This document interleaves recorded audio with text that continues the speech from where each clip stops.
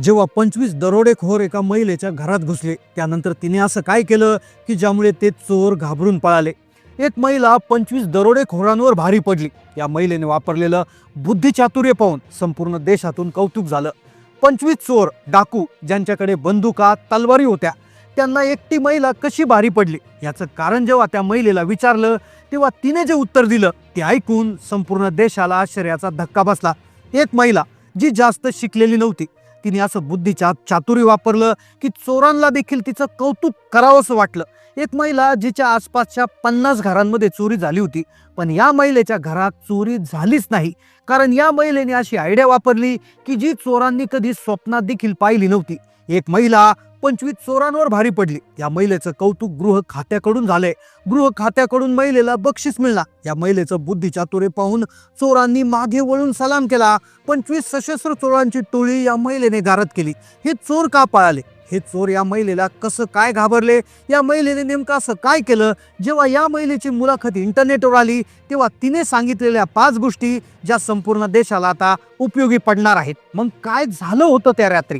काय केलं असं त्या महिलेने की ज्यामुळे 25 चोर अगदी धाय मोकलून पळून गेले? तिनं तिच्या घराचं संरक्षण करण्यासाठी काय चतुराई वापरली, कशी हुशारी दाखवली की ज्यामुळे 35 चोर पिस्तूल बंदूक असतानाही पळून गेले? तिने तिच्या मुलाखतीत काय आयडिया सांगितली? तिने काय कशा जुगाराचा वापर केला ज्यामुळे संपूर्ण देशात अगदी तिचं कौतुक होत आहे? चला जाणून घेऊया या प्रकरणाचा संपूर्ण सविस्तर रिपोर्ट. ही घटना आहे सुमनताईंची. रात्रीचे 2 वाजले होते. गाव संपूर्णपणे शांत झोपला होता, पण या शांततेत एक आवाज आला. पोलिसच्या गाडीसारखा एक आवाज आला. काळोखात 25 सावल्या जीव घेऊन पळत सुटल्या होत्या. त्या चोरांच्या सावल्या होत्या. पाठीला पाय लावून 25 चोर पळत होते. हे चित्र गावातल्या लोकांसाठी अगदी नवीन होतं. 25 शस्त्रधारी चोर पाठीला पाय लावून पळत होते. मग ते का पळाले? कोणाच्या घरात त्यांना चोरी करायची होती? लोकांना वाटलं ते चोरी करून मुद्देमाल घेऊन पळत असतील, पण सकाळी पाहिलं तर ज्या घरात चोरी करायची होती त्या महिला सुमनताई यांच्या घरातून सोनं काय, एक खडा देखील गेला नव्हता. सकाळी सुमनताईंची मुलाखत घेण्यात आली. त्यांना विचारत आलं की सशस्त्र चोरांची टोळी तुम्हाला घाबरून कसं काय पळून गेली? तुम्ही असं काय केलं? तुमच्याकडे बंदूक आहे का? त्यावेळेस सुमनताई म्हणाल्या, माझ्याकडे किचनमधला चाकू सोडून दुसरं काही नाहीये. त्यांनी जो खुलासा केला तो अत्यंत कौतुकास्पद होता. गृह खातं त्यांना बक्षीस देणार आहे. ही गोष्ट इतक्यावर संपत नाही. तुम्हाला ऐकून आश्चर्य वाटेल की ज्या गावात सुमनताई राहत होत्या तिथे गेल्या काही वर्षापासून आजूबाजूच्या 50 घरांमध्ये चोऱ्या झाल्या होत्या. कुठे दागिने लोटले, कुठे लोकांचा जीव धोक्यात आला, पण सुमनताईंचं घर, सुमनताईंच्या घराला चोरांनी कधी स्पर्शही करू शकले नाही. मग काय रहस्य होतं सुमनताईंकडे? अशी कोणती शक्ती त्यांच्याकडे होती की ज्यामुळे चोर त्यांच्या घराकडे बघायला घाबरत होते? सुमनताई एक साधारण व्यक्ती, पण त्यांचं आयुष्य खूप संघर्षाचं होतं. 2 वर्षापूर्वी खरं तर या घटनेची सुरुवात झाली होती, जेव्हा सुमनताईंच्या पतीचं निधन झालं. सुमनताई पूर्णतः एकट्या पडल्या होत्या. त्यांची एकुलती एक मुलगी शिक्षणासाठी शहरात गेलेली. पतीची चांगली कमाई, ते इंजिनियर होते, त्यामुळे मोठं घर, बँकेत पैसे, घरात सोनं नाणं सगळं काही होतं. पण या सगळ्यांची राखण करणाऱ्या सुमनताई एकट्याच होत्या. त्या दिसायला त्या एक सामान्य स्त्री दिसायच्या, पण त्यांच्या हात अशी आग होती की जी एका घटनेनं पेटली होती. त्यांनी चोरांची कशी फजिती केली, चोरांना कशी अद्दल घडवली, ही आयडिया त्यांना साधारणपणे 4 महिन्यांपूर्वी आली होती.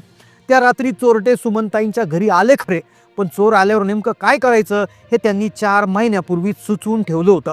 त्यांच्यावर काम करून ठेवलं होतं, उपाय करून ठेवले होते. त्यामुळे त्या रात्री जेव्हा चोर आले तेव्हा सुमनताईंनी जे जे ठरवलं होतं, ज्या ज्या उपाय केले होते, ज्या ज्या क्लुप्त्या वापरल्या होत्या, ते पाहून चोरही अचंबित झाले. सुमनताईंचं पतीचं निधन होऊन 2 वर्ष झाले होते.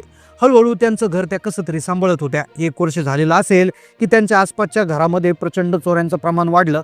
त्यांनाही भीती वाटायची, अनामिक हुरूर राहायची, आपण तर एकटेच आहोत. बऱ्याच वेळा सुमनताईंचं जे घर होतं ते एका गावात होतं. गाव हे तालुक्या शेजारी होतं आणि साधारणपणे तिथे मोठ्या प्रमाणात शहरीकरण झालं होतं.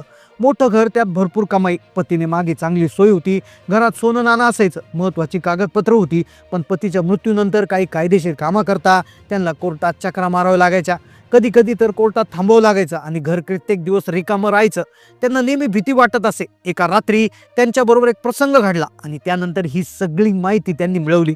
याच माहितीतून त्यांनी चोरांना अद्दल घडवली.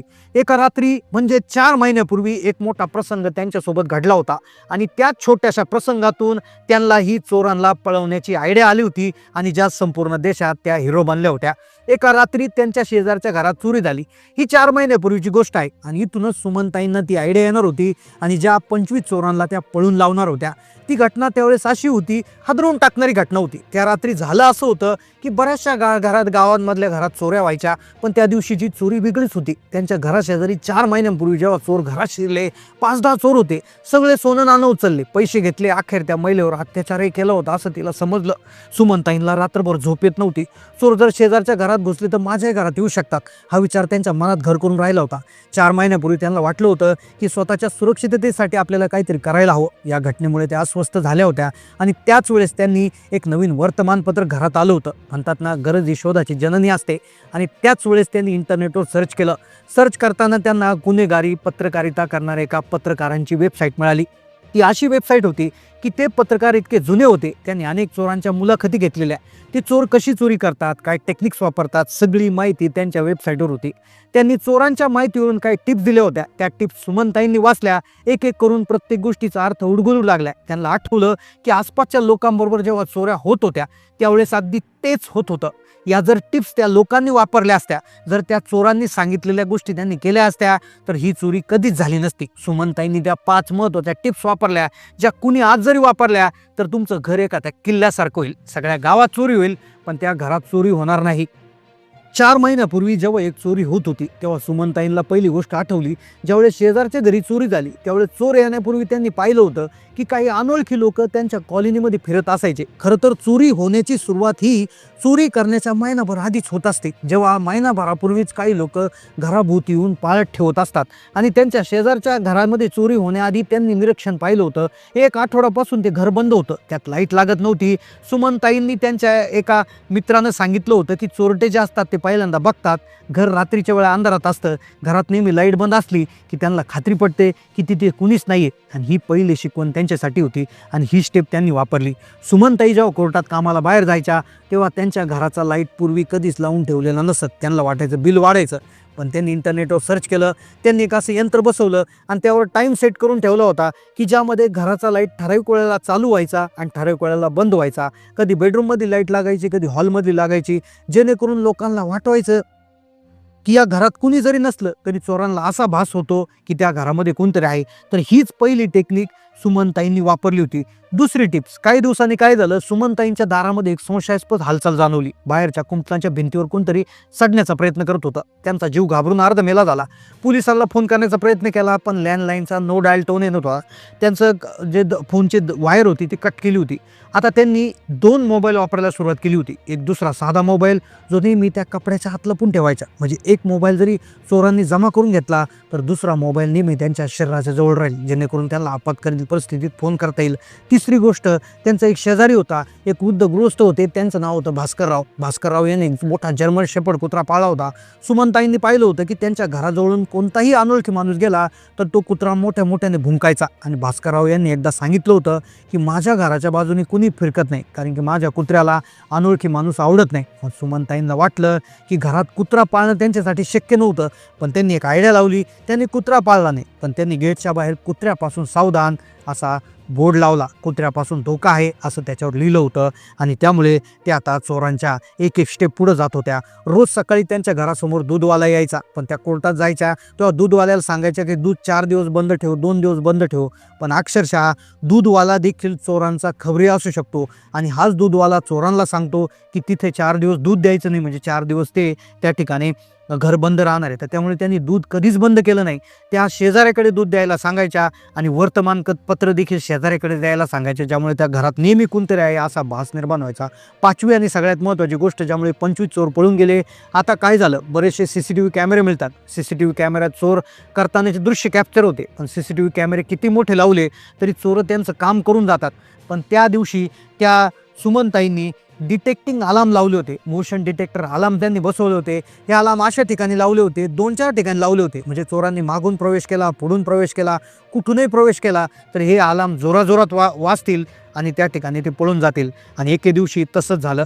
या सगळ्या टिप्स सुमनताईंनी वापरल्या होत्या आणि एके दिवशी चोर आलेच. चोर येता क्षणी कुत्र्याची पाठी पाहिली, त्यातले चोर काही जण बाहेरच थांबले, तर 2-3 चोरांनी बाहेर उडी मारण्याचा प्रयत्न केला.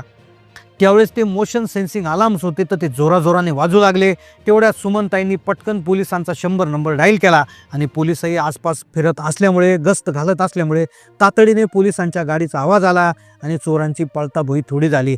म्हणजे अक्षरशः या त्यांनी वापरलेल्या टिप्समुळे त्यांची जी चोरी आहे ती होण्यामध्ये मोठं त्याच्यामध्ये हे झालेलं आहे. मग अशा टिप्स जर तुम्ही वापरल्या तर घरामध्ये चोरी होईल का, यावर तुमचं काय मत आहे नक्की कमेंट करून कळवा. चॅनलला नवीन असेल सबस्क्राईब